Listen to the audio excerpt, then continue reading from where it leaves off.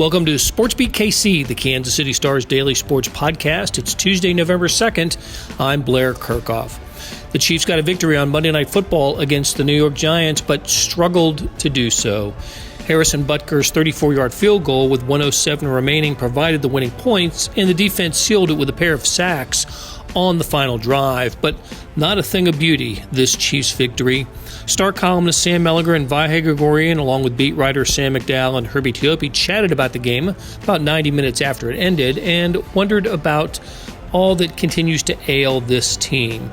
The show started as a SportsBeat Live, and now it's a SportsBeat KC podcast. Here's what we had to say about the Chiefs' victory on Monday Night Football. Hey, good morning from Arrowhead Stadium, and welcome to SportsBeat Live, the Chiefs post-game show edition. We're talking about a victory tonight, which is different than last week. The Chiefs defeated the New York Giants on Monday Night Football 20-17. I have finished writing for the evening, but others have not. So we'll hear from Sam McDowell and Sam Mellinger, Herbie Teope, and Vahe Gregorian during the show. But we absolutely want to hear from you. What did you think about the game? Let's you and I have a conversation about what we saw tonight on GEHA Field at Arrowhead Stadium. We have already gotten a few people to weigh in. Todd Bryan is with us. And Todd, you got some good questions here. What's up with Kelsey dropping passes? Patrick should have teamed up with Tyreek all night long. I absolutely wondered about what kind of a low energy night for Travis Kelce here. There were they got one target early, right on the first series, the one reception for 3 yards, and after that was not targeted the rest of the first half, and of course had the terrible fumble, one of the two turnovers for the Chiefs. That came late in early in the fourth quarter, set up the Giants touchdown that allowed them to go ahead 17-14. So just a tough night for Kelce. After the game, talking to Patrick Mahomes was revealing. Said that he'd been looking for Kelce, but covered as he has been for much of the year, single covered, and then with help over the top makes it difficult for Patrick Mahomes to find Travis Kelce. Little bit easier finding Tyreek Hill tonight, right? 10 receptions for about 95 yards or so. So productive night for Tyreek Hill. Also had the touchdown reception. Roy asks about Daniel Sorensen. Why is he still getting snaps, particularly covering deep? I don't get it. You and everybody else watching the Chiefs does not understand that. The Chiefs had taken the 7-0 lead, had survived the first turnover, the Patrick Mahomes interception in the red zone, because Willie Gay came back and made this terrific play, the interception that he made. So that set up the Chiefs for the short field touchdown. They take the 7-zip lead, and I thought the Chiefs were about to get the Giants off the field, but the 50-yard completion over Daniel Sorensen playing deep kept the Giants drive alive, possession alive. They went down and scored the tying touchdown, and of course Sorensen was also beat on the short touchdown pass by Daniel Jones later in the game. So we were kind of all shaking our heads about why Sorensen is on the field. He's absolutely getting fewer snaps than he was earlier in the year when he was starting, but it's as if when 49 comes on the field for the Chiefs, the opponent looks for him, and more often than not, they're succeeding when targeting Daniel Sorensen.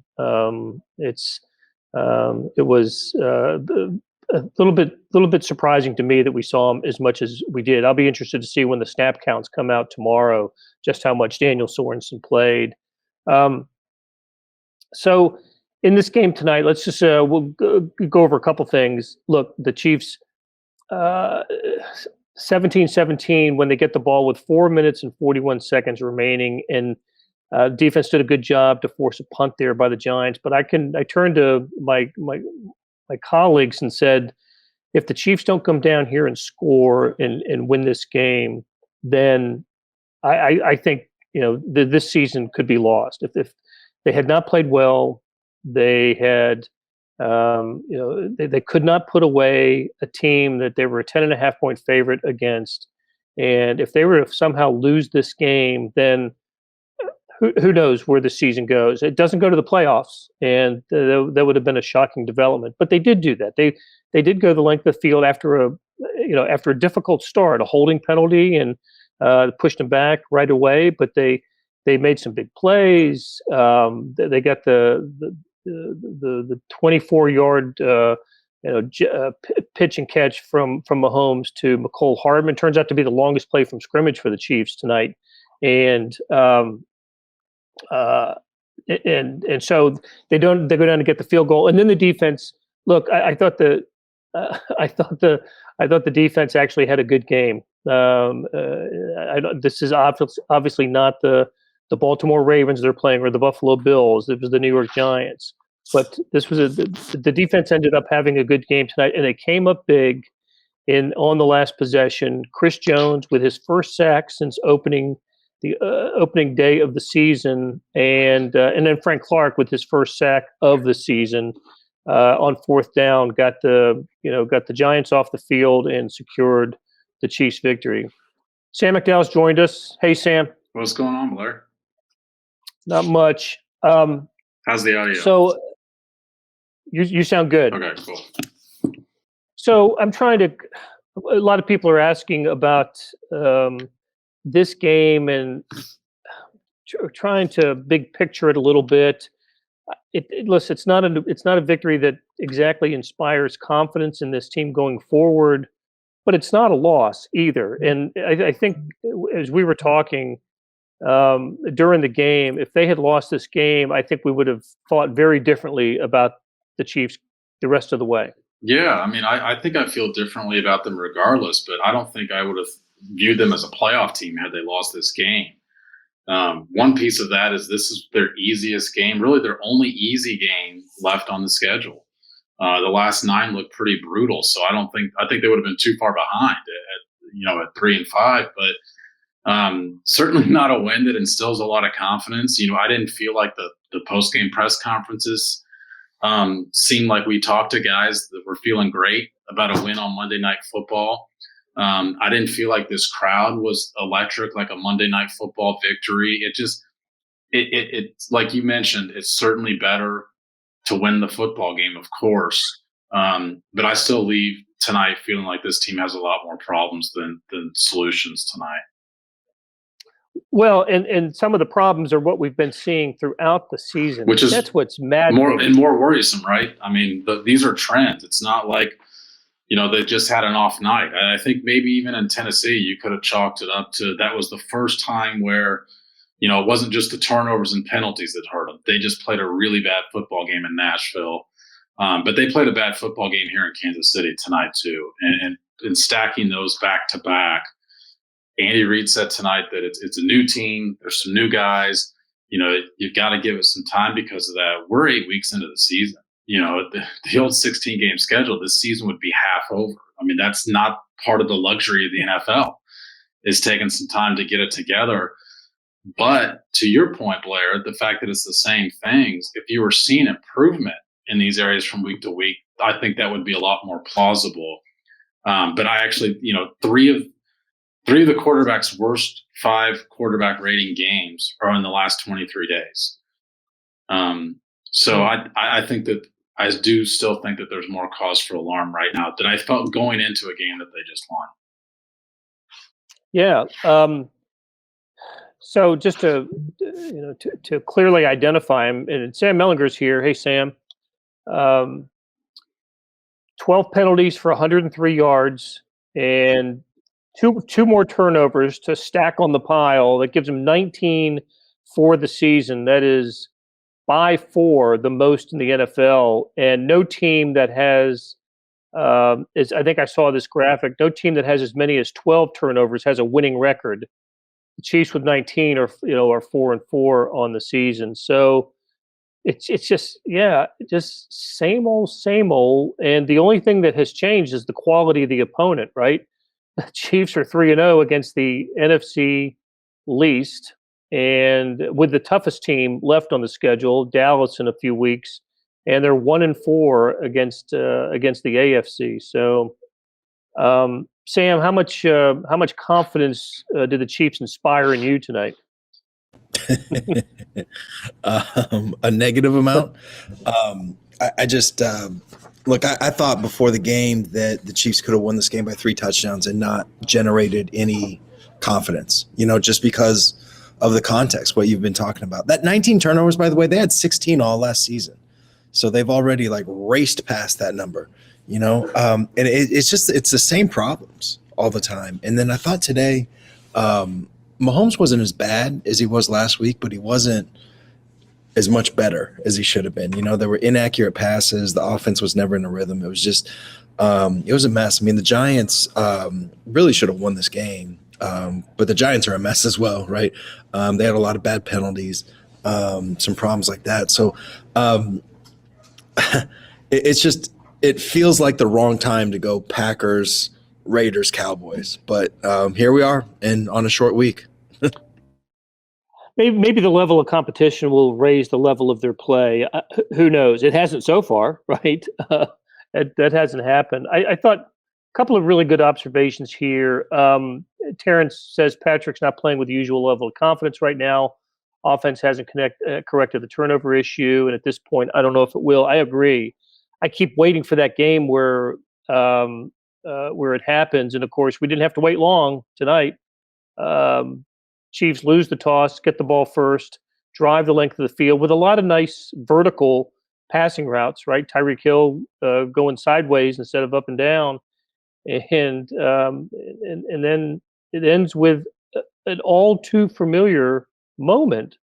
Patrick Mahomes is pressured, panics a little bit, and throws a ball that I think was intended for Josh Gordon. Was it Josh Gordon? Did we agree that it was Josh Gordon was the target there?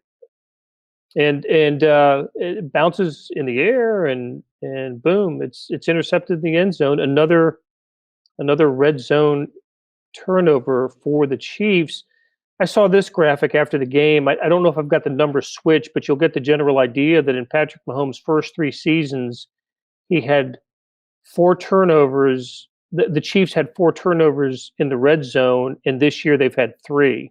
It may be 4 and 3 or 3 and 4. I don't, but you get the idea. They've had just almost as many this year or more than they did in his first 3 years.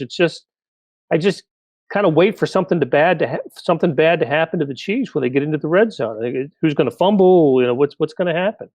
Blair, you were saying out loud in the press box actually here that here comes a turnover on that opening drive, and that's just sort of indicative of where this team is right now, right? I mean, I actually agree with the comment that I don't think Patrick Mahomes is playing with the confidence that we've seen him play with. But I also think he's got reason not to play with the confidence that he's played with in the past. I mean, things aren't going well. Teams are taking away. What's so interesting about this season for the Chiefs is the other 31 teams in the NFL prepare for a new defense every single week. The Chiefs are preparing for the exact same defense every single week. A team is willing to wipe out its defensive scheme just to play that way against the Chiefs. And it's the 2 deep safeties that we talk about all the time, but lately it's been just so much extra attention to Travis Kelce, which is good. His go-to option, especially on third down, a safety net that he's been for him, and it's taken away Tyreek Hill over the top. And there's not enough other guys getting open. That's obviously part of the problem. But I did think Mahomes missed some throws and some guys open tonight. Byron Pringle was wide open down the sideline. I don't know if the TV cameras caught that. Obviously the Josh Gordon throw. I actually thought Josh Gordon was open for a bit on that touchdown pass. And then he missed Tyreek Hill deep. And he only gets one of those a game now. He doesn't get 4 or 5 chances those a game. So it's certainly magnified when he misses one. But just to kind of put a bow on that, I think that the comment about him not playing with I'd say, same sort of swagger that what we've seen him play with recently is spot on. Well, let's say hello to Herbie, and I want to come back to that point, Sam, because you said something interesting that I think is worth diving into a little bit. So, Herbie, how you sounded, baby? Well, hopefully there's no static, right? Much better than you've sounded in weeks. So that's great to see.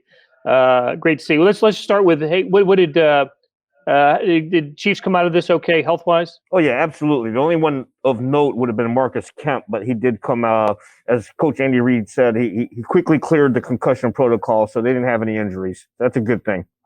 Yeah, and I hate to mention his name in this context, but kind of a bad game for Marcus Kemp, right? He got the penalty on the one punt coverage, and he failed to pick up a fumble on another one. So here's a guy that they really depend on to make big time special teams plays, and it just didn't happen for him. So, but hey, to go back to a point that you were making, Sam McDowell, I thought it was really interesting about if the Chiefs are playing against the same defense every week, shouldn't we see more progress from their offense, knowing what's going to be there?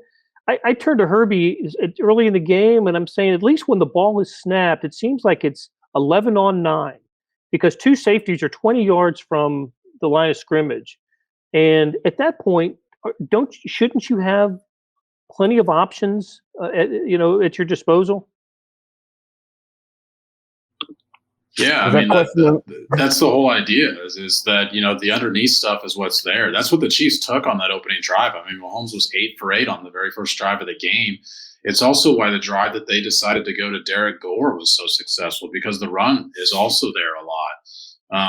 I think that what we're seeing is a team that's so used to being able to make the spectacular plays is not able to make them anymore because the defense taken away from it, and it's just sort of ingrained in some of these guys, and maybe even the coach a little bit too. I think players naturally want to make spectacular plays, and when the defense takes it away, I think there's just some stuff being forced right now.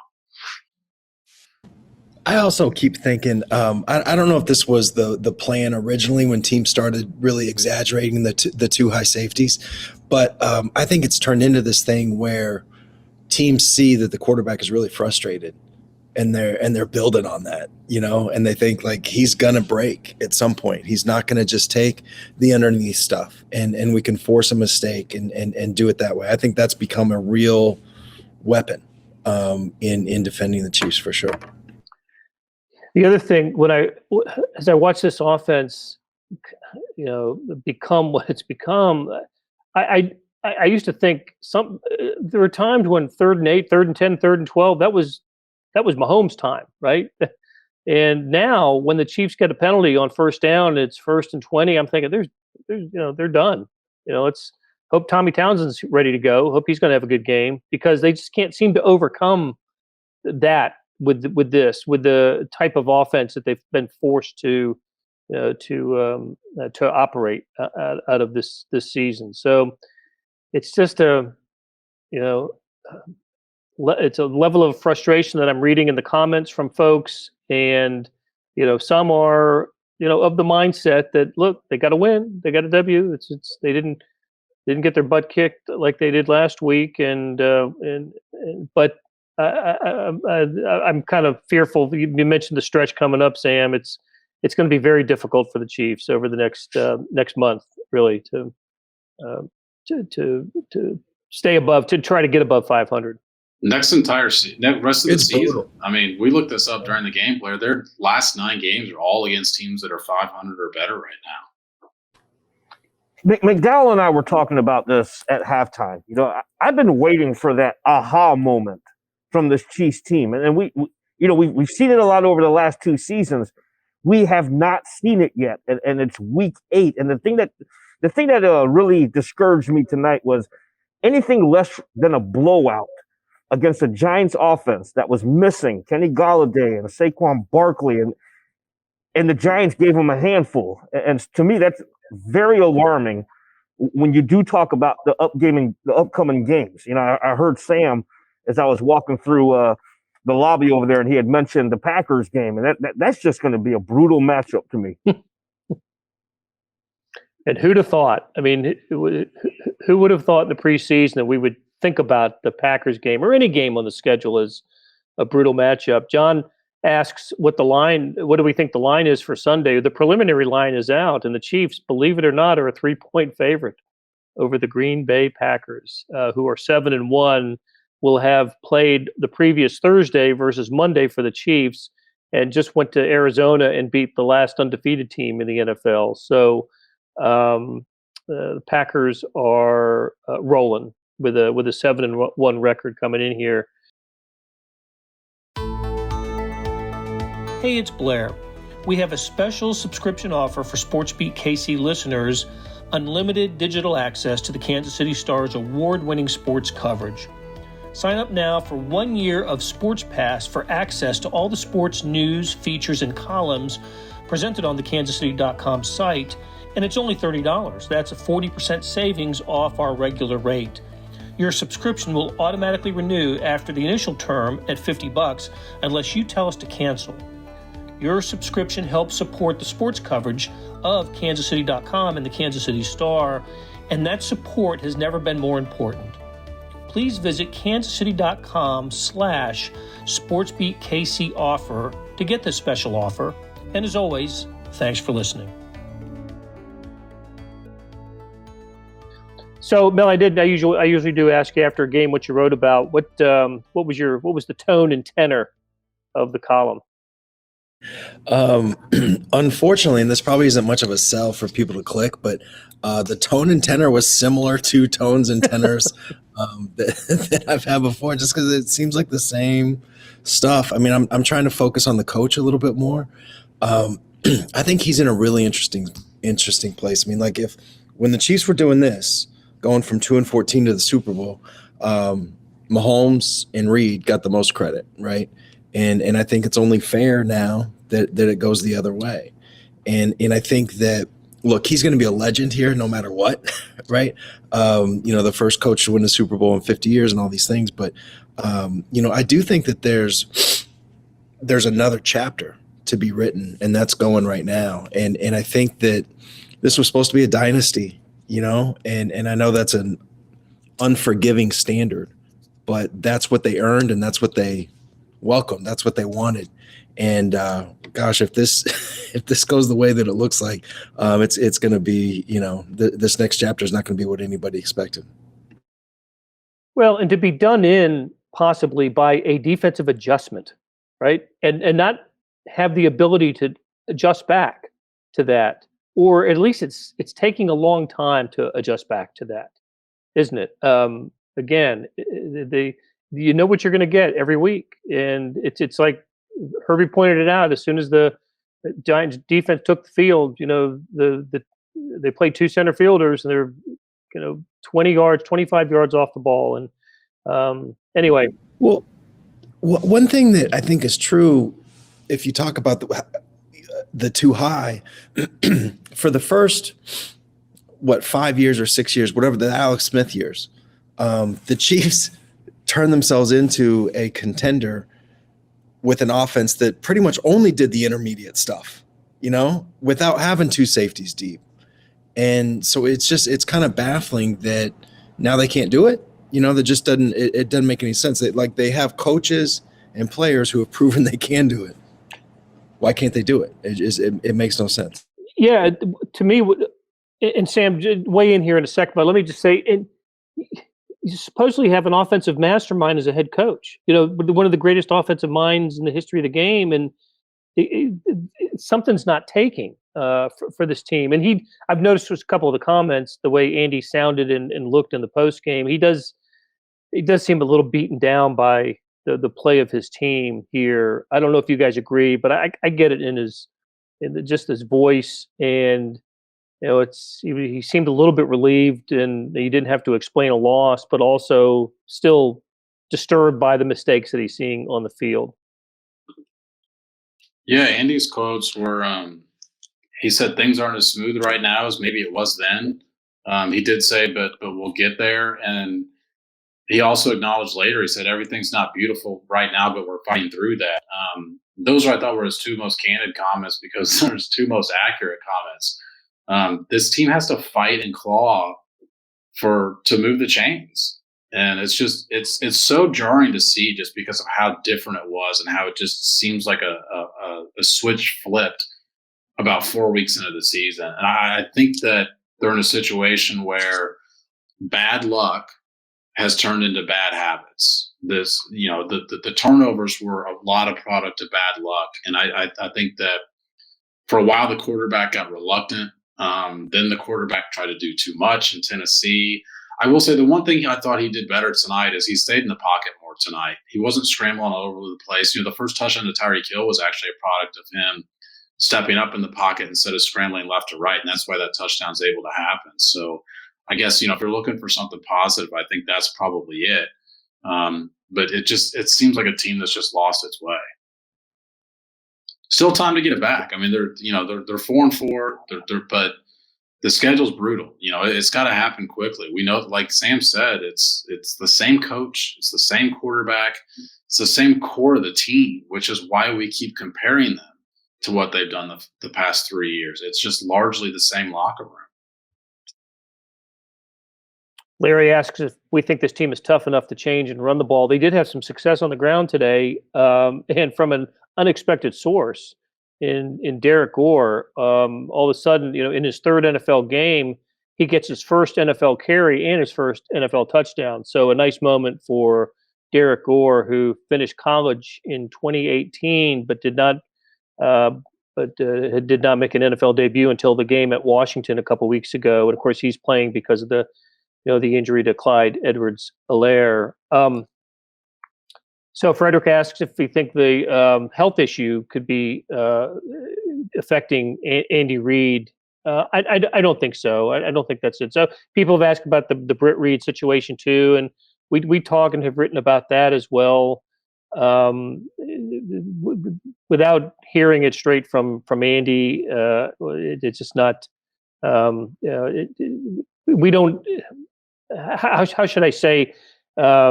We have asked Andy about that and other, just other possibilities for why this, why this team is struggling like it is, and he dismisses those as possibilities for that. So it's not a great answer, but that's what we've got from the Chiefs. One thing, like, I get it; those dots are there to be connected, right? And I get why people are doing that, but I don't think it's that simple at all, ever.